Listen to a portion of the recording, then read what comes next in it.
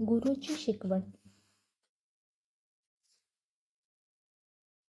एकदा गुरु आपल्या शिष्यांना उपदेश करत होते. तेव्हा एका शिष्याने त्यांना प्रश्न विचारला, या जगात माणसे पैशाच्या मागे का धावत आहेत? तेव्हा गुरु त्या सर्वांना एक गोष्ट सांगतात. एक राजा असतो. तो प्रजेवर व आपल्या मुलीवर आणि संपत्तीवर खूप प्रेम करत असतो. पण अचानक त्याच्या राज्यावर आक्रमण होते. त्यात त्याचे राज्य हरते. त्याचा सर्व पैसा संपतो. तेव्हा दोघांमध्ये तह होतो. त्यात त्याच्या मुलीचा विवाह त्या राजाशी करावा लागणार असतो. त्या बदल्यात त्याचे राज्य आणि खूप सारा पैसा त्याला मिळणार असतो. पण लग्न होणारा राजा खूप मोठा असतो. त्याची मुलगी नुकतीच वयात आली असते. त्यामुळे राजा नाराज असतो.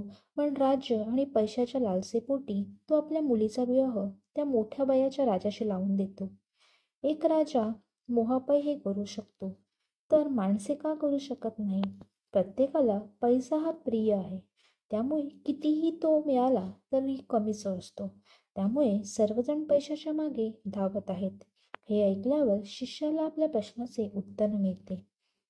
तात्पर्य: गुरुने केलेला उपदेश खूप काही शिकवून जातो. थँक्यू.